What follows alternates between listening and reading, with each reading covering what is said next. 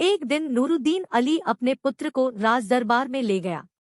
बदरुद्दीन ने बादशाह को ऐसे विधिपूर्वक प्रणाम किया और उसके प्रश्नों का इतनी बुद्धिमानी से उत्तर दिया कि बादशाह बहुत खुश हुआ। उसने बदरुद्दीन को इनाम इकराम भी दिया। नूरुद्दीन अपने पुत्र के प्रशिक्षण पर बहुत ध्यान दिया करता था और बराबर उसे ऐसी बातें सिखाता था जिससे बेटे को लाभ हो और वह संसार में उच्च पद के योग्य सिद्ध हो। इसी तरह कई वर्ष निकल गए। फिर नूरुद्दीन बीमार पड़ गया। किसी इलाज से वह ठीक ही नहीं होता था और उसकी बीमारी बढ़ती चली जाती थी। अपना अंत समय आया देखकर उसने बदरुद्दीन को अपने निकट बुलाकर उपदेश दिया, बेटे, यह जीवन नश्वर है और संसार असार है। तुम मेरे मरने पर दुख न करना और भगवान की इच्छा समझकर संतोष करना। हमारे खानदान के लोग ऐसा ही करते हैं और जिन अध्यापकों ने तुम्हें पढ़ाया है उनका भी यही कहना था। अब मैं जो कहता हूँ उसे ध्यान से सुनो।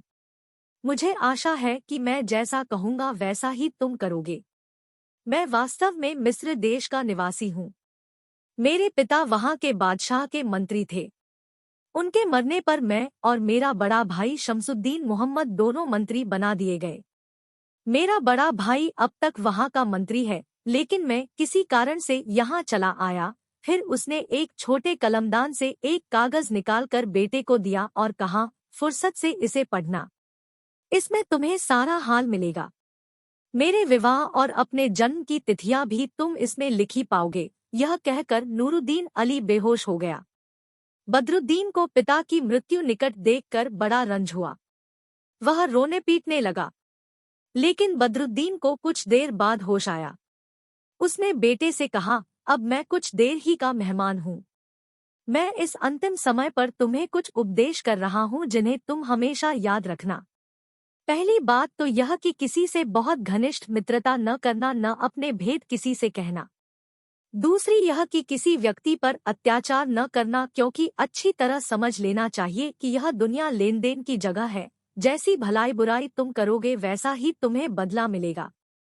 तीसरी बात यह है कि कभी ऐसी बात मुंह से न निकालना जिससे तुम्हें बाद में लज्जित होना पड़े। और यह भी याद रखो कि बहुत बोलने वाला आदमी हमेशा लज्जित होता है और जो कम बोलता है और सोच समझ कर बोलता है उसे लज्जा नहीं उठानी पड़ती, क्योंकि गंभीरता से आदमी का मान बढ़ता है और उसके प्राणों को भी खतरा नहीं होता और बकवासी आदमी उटपटांग बातें करके मुसीबत उठाता है। चौथी बात यह है कि मद्यपान कभी न करना, क्योंकि मदिरा बुद्धि को भ्रष्ट कर देती है। पांचवी बात यह है कि हाथ रोक कर खर्च करना और मितव्ययिता को हमेशा अपना सिद्धांत बनाए रखना। मतलब यह नहीं कि इतना कम खर्च करो कि लोग तुम्हें कंजूस कहने लगे, लेकिन इतना खर्च न करना कि निर्धन हो जाओ। जो धनवान होता है उसे 1000 दोस्त घेरे रहते हैं, मगर जब पैसा नहीं रहता तो कोई बात भी नहीं पूछता। नूरुद्दीन अली इस प्रकार अपने पुत्र को जीवन के लिए उपयोगी बातें अपने अंतिम श्वास तक बताता रहा।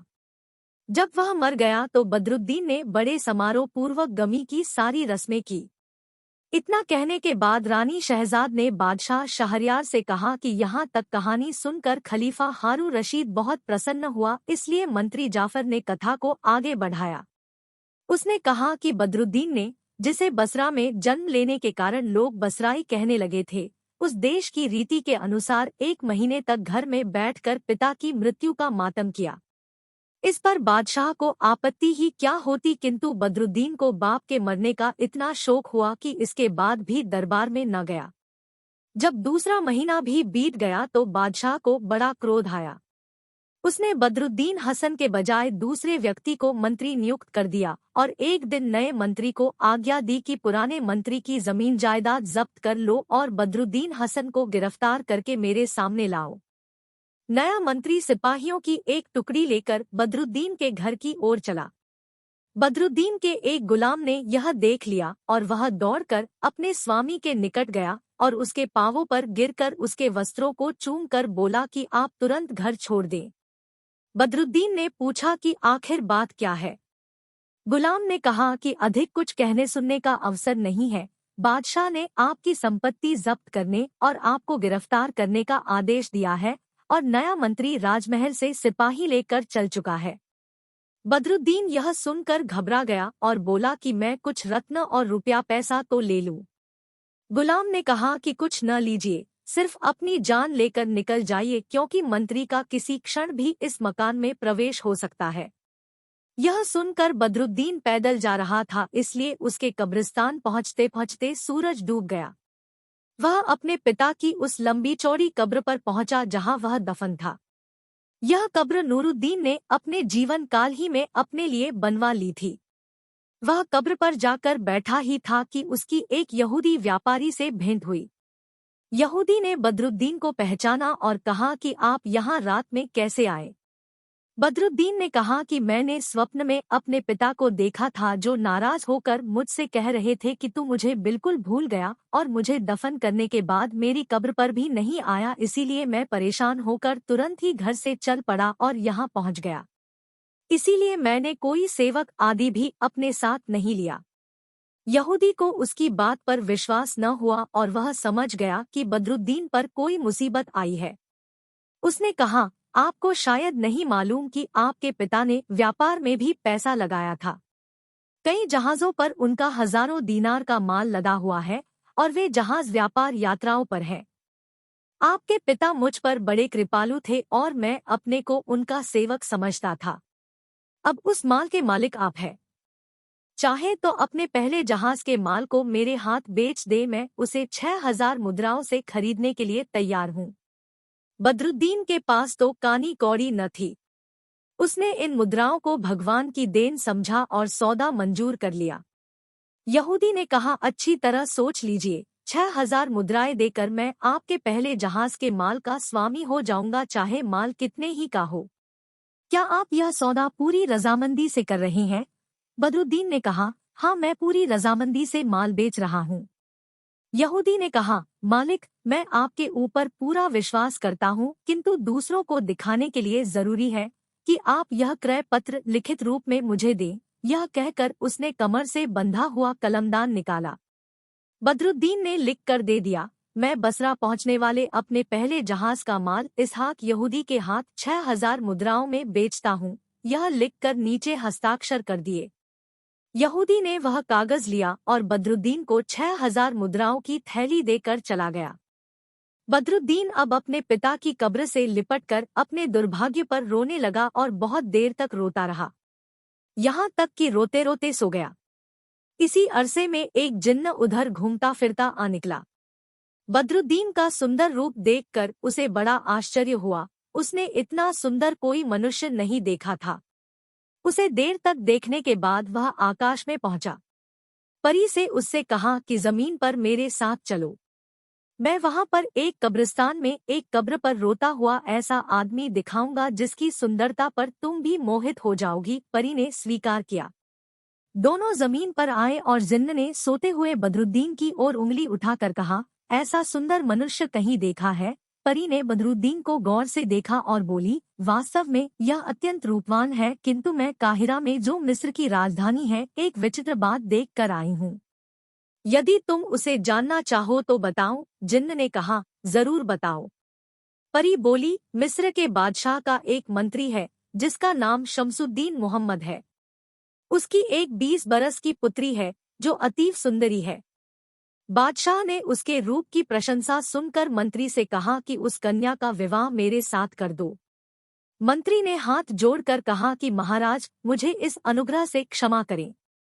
कारण पूछने पर उसने कहा कि मेरा छोटा भाई नूरुद्दीन अली भी मेरे साथ आपका मंत्री था। वह बहुत दिन हुए घर छोड़कर चला गया। सुना है कि वह बसरा का मंत्री हो गया था और अब जीवित भी नहीं है, लेकिन उसके यहाँ एक बेटा हुआ था जो अब भी होगा। फिर मंत्री ने बादशाह को एक तकरार बताई जो उसके और उसके भाई के बीच हुई थी और कहा कि चूंकि मैंने भाई को वचन दे दिया था कि अपनी पुत्री का विवाह उसके पुत्र के साथ करूंगा, इसलिए मैं मजबूर हूँ और आपकी आज्ञा का पालन नहीं कर सकूंगा। आपके लिए तो काहिरा में अमीरों की अनगिनत सुंदरी कन्याएं हैं, जिससे चाहे विवाह करें। बादशाह मंत्री की बात सुनकर अत्यंत क्रुद्ध हुआ। उसने कहा कि तुम मुझे इतना छोटा समझते हो कि मेरे साथ रिश्तेदारी भी न करो। मैं तुम्हें इस गुस्ताखी की ऐसी सजा दूंगा कि तुम्हें हमेशा याद रहे। अब तुम्हारी कन्या एक बदसूरत गुलाम से ब्याही जाएगी।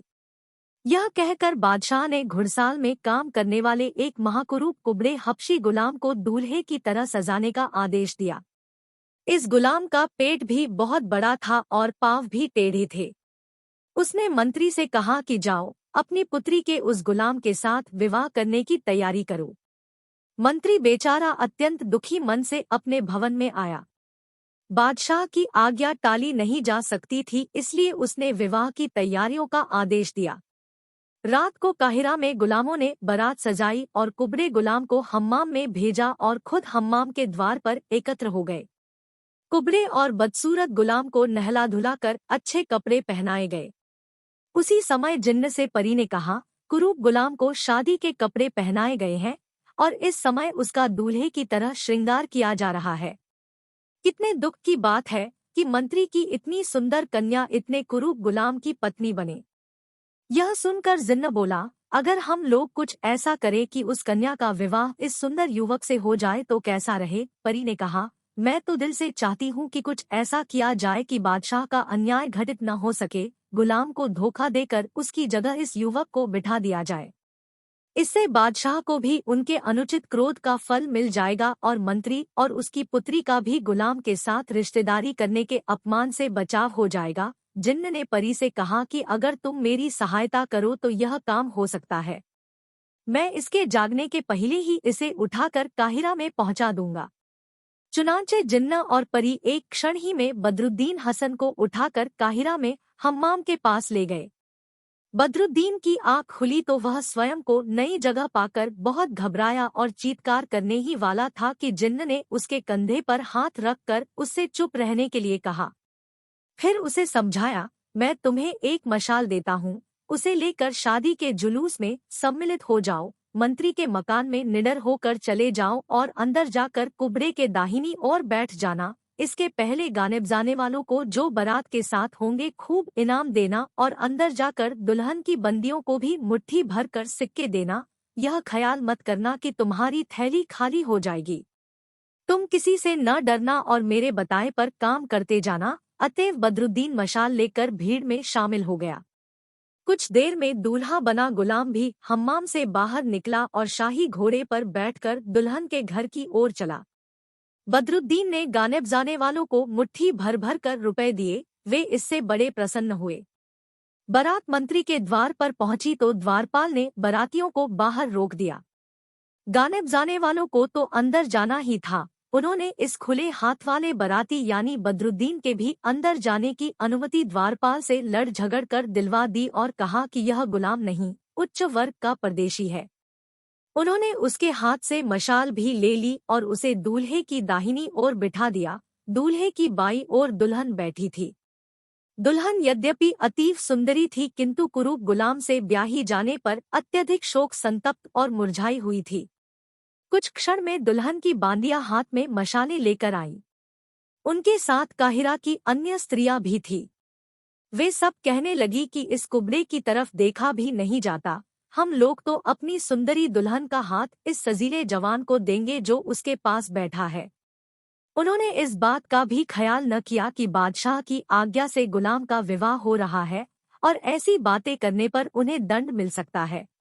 उन्होंने ऐसा शोरगुल किया कि गाने बजाने की आवाजें तक दब गई।